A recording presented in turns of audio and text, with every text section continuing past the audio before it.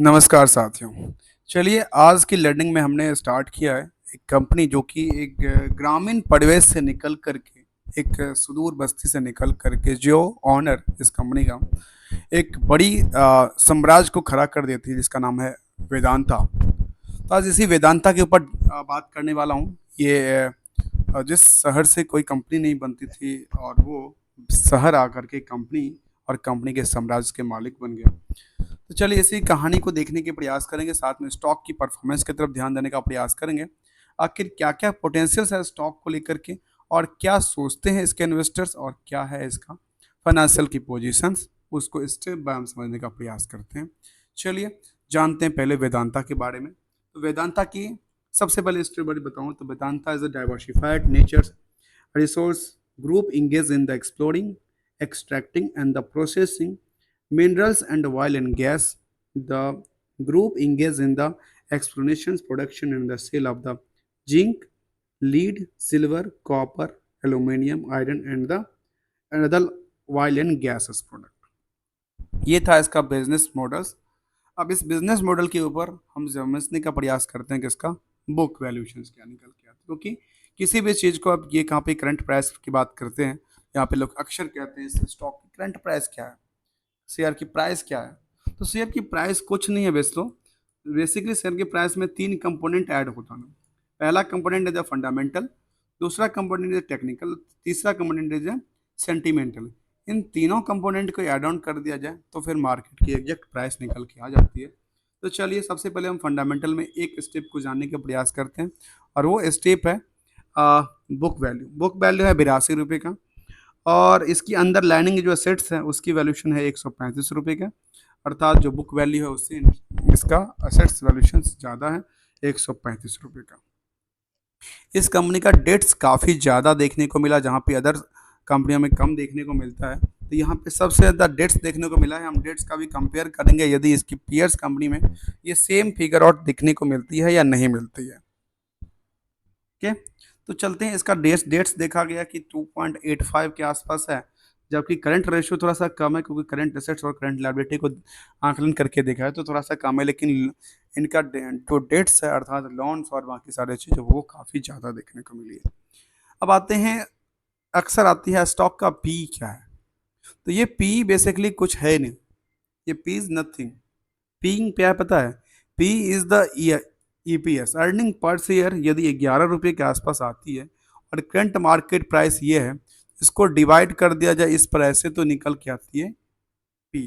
अब कई दफ़ा ये देखने को मिलती है जो पी को कंपेयर किया जाता है इंडस्ट्रियल की पी से। जो अच्छा इंडस्ट्रियल में जो बाकी कंपनियां हैं उनका यदि एवरेज पी यदि 20 के आसपास निकल के आती है, 20 रुपीज़ का अर्निंग इसका है और इसका 47 रुपीज़ का अर्निंग है। अर्थात इसका जो है ये करंट मार्केट प्राइस महंगा है, ऐसा देखने को मिलती है अक्सर।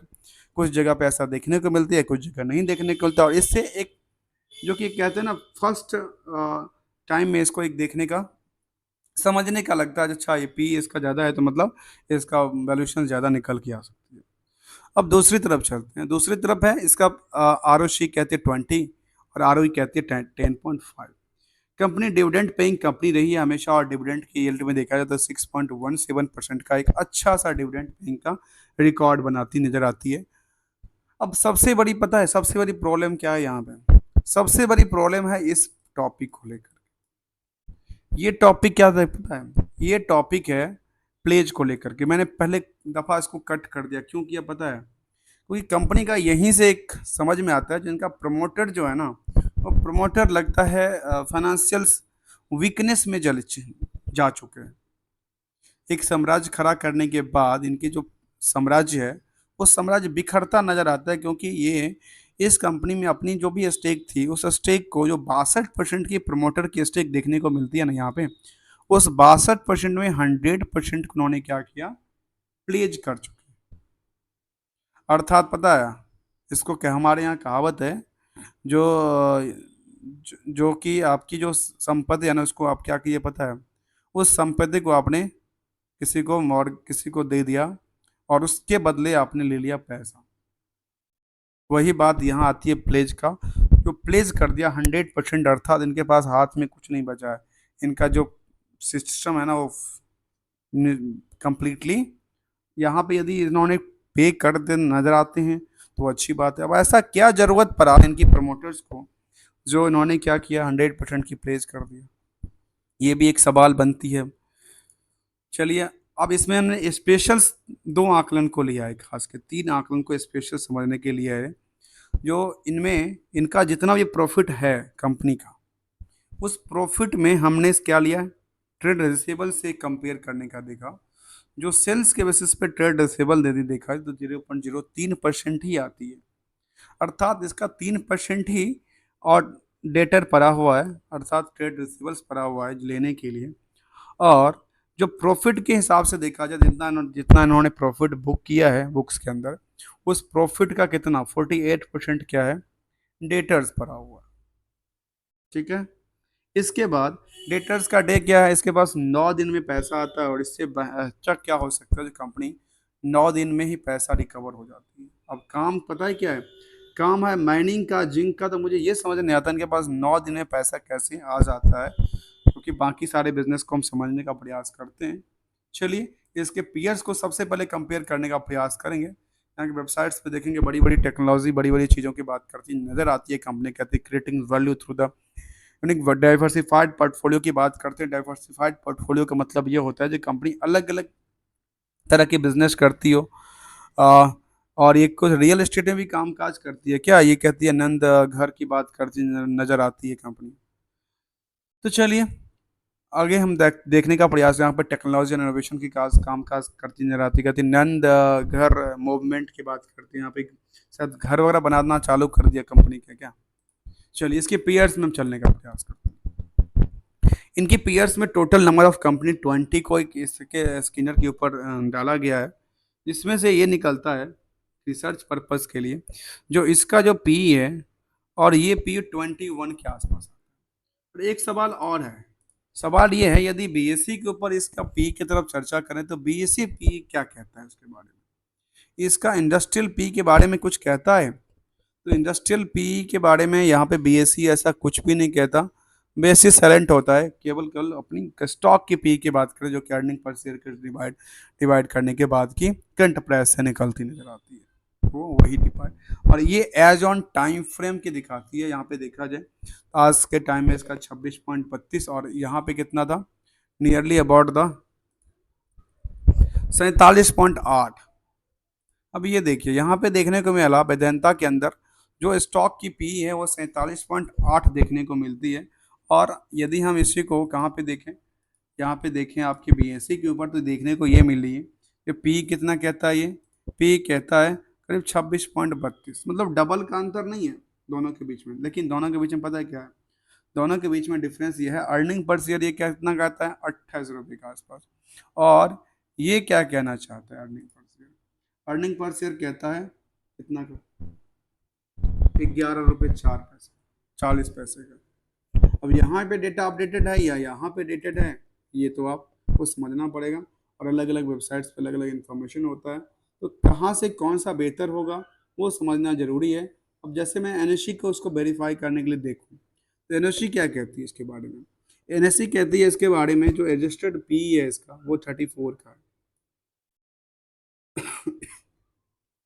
और कुछ कहती है ये, सिंबल पी कहती है जिस स्टॉक का, जो इस स्टॉक का जो पी है वो 23.4 का है, अर्थात 23.14 14 का। और ये कहता है कितने का, स्टॉक पी 47.8। तो इसके हिसाब से पता है क्या लगे, इसके हिसाब से ये लगा अच्छा मार्केट में इसकी वैल्यूएशन काफ़ी महंगा है। और इसके हिसाब से क्या लग रहा है, इसके हिसाब से लग रहा है अच्छा मार्केट में देखा गया कि करीब ये पी 23 के आसपास। इंडस्ट्रियल के पी क्या दर्शाता है यहाँ पे, ये इंडस्ट्रियल के पी यहाँ पे देखने को नहीं बनती नजर आती है। यदि हम इसको देखा जाए तो इंडस्ट्रियल के पी की बात करती नजर आती नहीं है। यहाँ पे देखिए स्टेटस ट्रेडिंग ले एक एडजस्टेबल जो कि पी है वो 34.68 है। सिम्बल्स पी है, इस स्टॉक की पी कहती है 23 के आसपास। यदि इससे इसे कंपेयर करें तो फिर किसको कितना परसेंट का गैप मिल सकता है स्टॉक में, साथ इसके हिसाब से देखा है तो ये तो फिर स्टॉक की प्राइस अभी पिछले स्तर पे अंदर वैल्यूड स्टॉक निकल निकल के आती है। तो चलिए, हम इस डेटा को एक बार वेरीफाई करने का प्रयास करते रहते हैं एक्चुअली, अलग अलग वेबसाइट्स को लेकर के। चलिए इसका आप इसके हिसाब से देखा जाए क्या कहती है। यहाँ पे पीयर्स में हम एक बार कंपेयर करें तो पीयर्स कहती है इसके बारे में कि इनकी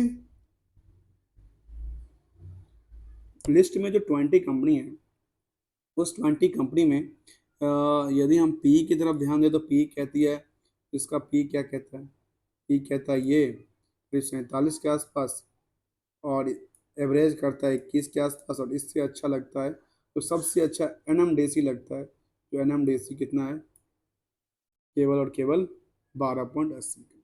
इसके हिसाब से एमएनडीसी जो कि गवर्नमेंट कंपनियां हैं, और इसमें जो डेट्स इक्विटी रेशियो है वो भी काफ़ी कम रहा। इसका काफ़ी गुना इंक्रीज करती नजर आई। बाकी कंपनियों में देखा जाए जहाँ पे जीएमडीसी का है कुछ भी नहीं है, के एस के आई ओ सी एल का है देखा जाए तो कुछ भी नहीं है, मतलब थोड़ा सा कम है, इसके हिसाब से थोड़ा सा कम देखने को मिला। तो चलिए, क्योंकि डाइवर्सिफाइड बिजनेस में इसको कहाँ से इंडस्ट्रियल पी लेके आते हैं, वो माइनिंग में क्या करती है, किस सेगमेंट में सबसे ज़्यादा इनकम आती है, वो समझने वाली बात है। और उसके हिसाब से यदि कंपेयर किया जाए तो मुझे लगता है थोड़ा सा बेहतर साबित हो सकता है, और भी इससे बेहतर साबित हो सकता है। और कंपनी के बारे में और क्या अपडेट देती है यहाँ पे तो देखा जाए तो कंपनी के बारे में अपडेट हम देखने का प्रयास करें, जहाँ फाइनेंशियल में चलने का प्रयास करते हैं। फाइनेंशियल में जहाँ पे हम क्वार्टरली डेटा को देखें तो यहाँ पे लगातार एक बढ़ती हुई अर्थव्यवस्था में इसका क्या हुआ, थोड़ा सा गिरावट देखने को मिला। इसके बाद देखिए कंसोलिडेट डेटा क्या कहते हैं, कंसोलिडेट डेटा एज ऑन उतना ही रहा, मतलब पिछले साल से यदि सेल्स की तरफ देखा जाए तो सेल्स उसमें गिरावट आई है, उसकी लेवल पर देखा जाए तो प्रॉफिट में गिरावट आई, मतलब पूरे के पूरे 24 अंक का हिल चुका है पिछले 23 के कंपेयर करते हुए। हाँ, लेकिन यदि 22 को कंपेयर करें तो 22 से अच्छा परफॉर्मेंस करके निकला है, 23 से थोड़ा सा गिरावट वाली पोजिशन से, और उससे पहले से गिरावट से नहीं, उससे अच्छे पोजिशन देखने को मिलती नजर आती है। चलिए एक नज़र हम डाल देते हैं इसके भी ऊपर, और इसके ऊपर क्या देखने को मिलता है। जहाँ पे प्रॉफिट देखें, क्वार्टरली भी अच्छा खासा परफॉर्मेंस करती नजर आई, जहाँ पे 35,000 करोड़ तक के इसका देखने को मिला। लेकिन पिछले कुछ पीरियड में कई बार अच्छी परफॉर्मेंस करती है, कई बार परफॉर्मेंस अच्छी नहीं करती नजर आती है। जहाँ पे इसका प्रॉफिट देखें तो प्रॉफिट करीब 2200 करोड़ तक का गया है, तो कम नहीं है अभी के टाइम में भी, लेकिन उससे पहले देखा जाए तो करीब 8,000 करोड़ तक, 8,000 करोड़ से नियर अबाउट द इसका जो नेट प्रॉफिट था वो पहुंचा था। उसके अनुसार तो गिरावट है। अब सेल्स देखें तो सेल्स भी करीब 147 करोड़ के आसपास रहा, जो कि पिछले साल 147 करोड़ का था, उससे काफ़ी बेहतर था। इस बार थोड़ा सा गिरावट का पोजीशन था। अभी 25% का क्या है ऑपरेटिंग प्रॉफिट मार्जिन निकल के आते, तो ये अच्छी बात है। जिसके बेसिस पे क्या देखने को मिला कि करीब करीब प्रॉफिट पिछले साल से लगातार घटती नजर आई, और पिछले खास के 2023 में और 22 में अच्छा खासा प्रॉफिट बनाया था, करीब 23,000 करोड़ के आसपास तक का बनाया था। और उससे पहले कंपनी कई बार नुकसान में, कई बार प्रॉफिट भी चलती नजर आई है। तो हमने इसको समझने का प्रयास किया, जहाँ पे डेटर्स रेशियो क्या कहते हैं, इसके पास केवल 9 दिन में पैसा देता है, तो ये बहुत अच्छी बात है, बहुत बहुत अच्छी बात है इसके लिए। चलिए इसके एक नज़र डालते हैं कहाँ पे, लेटेस्ट अपडेट की तरफ। लेटेस्ट अपडेट कंपनी के बारे में क्या कहता है, और इसका डिविडेंड की पार्ट को लेकर के क्या कहना चाहता है, कितना इन मार्केट की पोटेंशियल से। यहाँ पे सेगमेंट वाइज डिटेल यदि आता तो मैं उसको लेके आता, लेकिन यहाँ पे देखने को नहीं मिली। उससे पहले एक नज़र हम चार्ट पे देते हैं, और चार्ट क्या आकलन करके दिखाना चाहती है। तो चार्ट अभी भी इसका क्या दिखाती है पता है, चार्ट अभी भी सस्टेन करती नजर आई है। चार्ट में बड़ी वो गिरावट का पोजीशन देखने को नहीं मिला है, लगातार बढ़ती ही नजर आई। अभी 52 वीक की हाई यदि ब्रेकआउट किया था तो लगता है अभी 52 वीक की हाई को दोबारा ये तोड़ने की हिस्टोरिकल जो प्राइस था उसको तोड़ती नजर आ सकती है कुछ हफ्तों महीनों के अंदर, क्योंकि इसका स्विंग वाली पोजीशन निकल के आती है। जब चलती है तो स्विंग वाली पोजीशन से चलती नजर आई, चाहे वो एक महीने की चार्ट की क्यों ना हो। एक महीने की चार्ट का भी आकलन करें तो यार अच्छा खासा प्रॉफिट बनाया है लोगों ने, अच्छा खासा। जिनका गया होगा तो अच्छा खासा गया भी है, क्योंकि किसी का प्रॉफिट बनेगा तो किसी का तो नुकसान होना ही है, क्योंकि यहाँ पे कुछ ऐसा डिमांड और सप्लाई के जो है मैन्युफैक्चरिंग तो होती है नहीं, जितना नंबर ऑफ शेयर है उतना ही रहेगा। इसको डिमांड बढ़ गई तो फिर प्राइस बढ़ती गई, डिमांड घट गई तो प्राइस टूट सकती है। डिमांड बढ़ाना घटाना किसके हाथों में होता है, जो कि बिग बुल्स उनके हाथों में। लेटेस्ट अपडेट की तरफ देखने का प्रयास करते हैं, वो कहती है लेटेस्ट अपडेट जो प्रोडक्शंस रिलीज की बात करती है, वहाँ पे 3/7 को एक प्रोडक्शन रिलीज की बात करती है। अब वो क्या था प्रोडक्शन रिलीज, उसके बारे में एक नज़र डालने का प्रयास करते हैं। प्रोडक्शन रिलीज के बारे में कहती है क्वार्टर फर्स्ट का उन्होंने प्रोडक्शन रिलीज किया, जो कि उसमें क्या निकल के आती है, उस पर निकल के ये आज वेदांता लिमिटेड का production release for the first quarter जो 30 जून तक था, उसमें कहती है एल्यूमिनियम जो था वो इनका 24-25 जो कि फाइनेंशियल 24 में था 25 में था, उसके कंपेयर करने का प्रयास किया जिसमें अच्छी खासी ग्रो देखने को मिला। एल्यूमिनियम में देखने को मिला झांसुगुडा, बेल्को, और कहाँ कहाँ पे देखने को मिला, जैसे जिंक की बात करती, जिंक में दिखा देगा रिफाइंड जिंक, रिफाइंड लीड की बात करते हैं जहाँ पे किसका लगता है, जहाँ पे कई बार हमेशा देखने को अच्छी खासी पोजीशन देखने को मिली है, चाहे मिंट्स मेटल की बात करते हो। मतलब इनका लगातार जो कैपेसिटी है वो लगातार बढ़ती नजर आती है, जहाँ पे जिस काम में इनका जिंक इंटरनेशनल की तरफ देखा जाए तो जेम्स वर्क करके आते हैं, जिनके पास पोजीशन लगातार यहाँ पे एक क्या हुआ गिरावट का पोजीशन यहाँ पे एक जगह पे देखने को मिला, जिसका कहते हैं जिंक इंटरनेशनल में गिरावट देखने को मिलती नजर आती है जहाँ पे कितनी गिरावट आई, 45% की गिरावट देखने।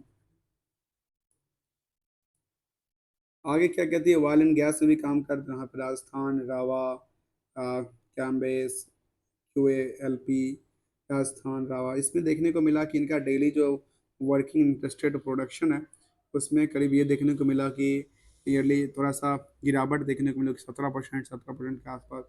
यहाँ पे कैम्बे के अंदर भी करीब 57% का गिरावट देखने को मिला है। तो मतलब यहाँ पे कई जगह तो उनके गिरावट बिजनेस में, कई जगह अच्छे परफॉर्मेंस भी करते नजर आते हैं। तो ये इनका आयरन का बिजनेस में देखने को मिला, जहाँ पे पावर सेक्टर के अंदर देखने को मिला, तो पावर सेक्टर में क्या हुआ, पावर सेक्टर में थोड़ा सा जंप करते नजर आया, जहाँ पे 13% तक का जंप देखने को पावर सेक्टर में मिलता नजर आता है। तो चलिए हमने इसको देखने का प्रयास किया, और कुछ लेटेस्ट अपडेट में देखा जाए तो और क्या कहना चाहती है कंपनी यहाँ पे, और कुछ अपडेट रिलीज के बाद कुछ न्यूज पब्लिकेशन डायरेक्टरशिप और रेगुलेशन की बात करती नजर आती है कंपनियाँ। अब आते हैं एक नज़र कहाँ पे, पता है, एक नज़र आते हैं इनके इन्वेस्टमेंट पार्ट में। इन्वेस्टमेंट को जानना जरूरी है क्योंकि इन्वेस्टमेंट में हमने रखा था, इन्वेस्टमेंट में इनका क्या था, 61% 62% की होल्डिंग प्रमोटर्स, रेस्ट जो होल्डिंग है वो है पब्लिक के पास। तो पब्लिक में थोड़ा सा जो पोजीशन है करीब 37% 38% के आसपास थोड़ा कम है। तो कम क्या दर्शाना चाहता है उसको समझ, कम में देखा गया कि इनके पास प्रमोटर में जो कि है twin stars holdings, Vedanta holdings, Mauritius. एक चीज हमेशा देखने को मिलता है कि कंपनी मॉरिशस में जरूर कंपनी बनाती है, इंडियन कोई भी कंपनी जो कि आजकल स्टॉक मार्केट में लिस्टेड हो उनकी मॉरिशस में जरूर कंपनी होती है। मॉरिशस में क्या है, वहाँ का रूल्स रेगुलेशन सस्ता है नहीं है, मैं इस पर एक स्टडी करने का प्रयास करूंगा, क्योंकि कोई बिजनेस सेटअप करने के लिए क्या लगती है वहाँ पे, क्या उनकी काम अच्छी मिल जाती है, ऐसा कुछ है। इसके बाद देखा गया कि इसके वेदांता के ढेर सारा कंपनियां अलग अलग कंट्रियों में देखने को बनती है। डीआई देखें तो डीआई यहाँ पे पोजीशन को बढ़ाई है, एफआई ने बढ़ाई है, डीआई ने भी बढ़ाई है, और ये पब्लिक जो 17% था वो शिफ्ट होके कहाँ चला गया, वो चला जाता है कहाँ पे, डीआरएफआई के पास।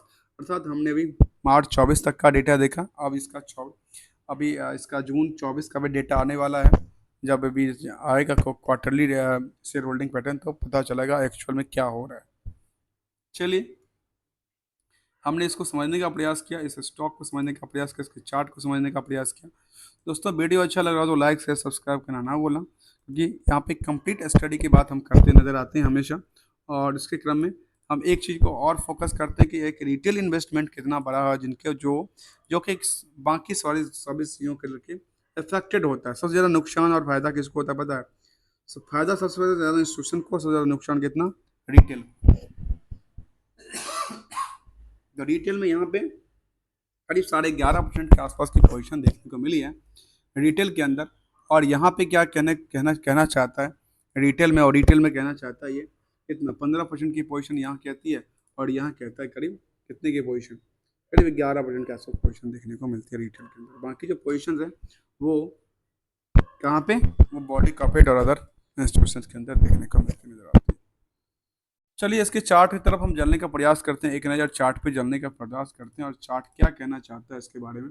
उसमें हमने एक चार्ट के एक बैकअप लेने का प्रयास करता हूँ जिसका नाम है वेदांता। तो वेदांता के ऊपर हमने चार्ट लेता हूँ।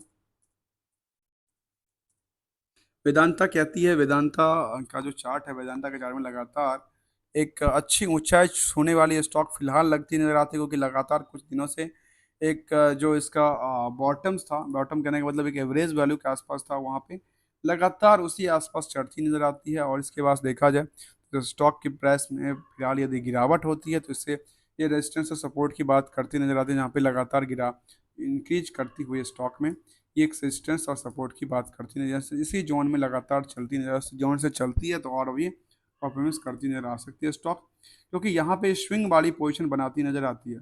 आप देखिए, आकलन करके देखिए, ये जब चली गई ना तो बड़ी स्विंग बनाती नजर आ सकती है। इनका प्राइस लगता है कि काफ़ी अच्छा और जा सकता है। दोस्तों, कोई रिकमेंडेशन या कोई एडवाइजरी नहीं है किसी स्टॉक को खरीदने या बेचने को लेकर के, इसलिए कम्प्लीटली लर्निंग। आप चाहो तो मैं इसलिए मैं कोई भी इंडिकेटर का यूज नहीं करता हूँ। आप चाहो तो जितना इंडिकेटर का मन करे उतना यूज कर लो, यहाँ पे ढेर सारा इंडिकेटर्स हैं। चाहे आप बीएससी के साइट पे देखो या निफ्टी के साइट पे देखो या किसी भी थर्ड के बड़े वेबसाइट्स पे देखो, यहाँ पे ढेर सारे इंडिकेटर्स दिया है यूज करने के लिए। यूज करके अंदाज़ा लगाइए और आप अपना डिसीजन अपने पास से ही रखिए। दूसरे के भरोसे कोई डिसीजन नहीं रखना चाहिए दोस्तों। बस जैसे यहाँ पे कि हम स्टडी करने का प्रयास करते हैं जो एज ए लर्नर, और कुछ ऐसा होता नहीं है। दोस्तों, हम बात करते थे वेदांता के बारे में।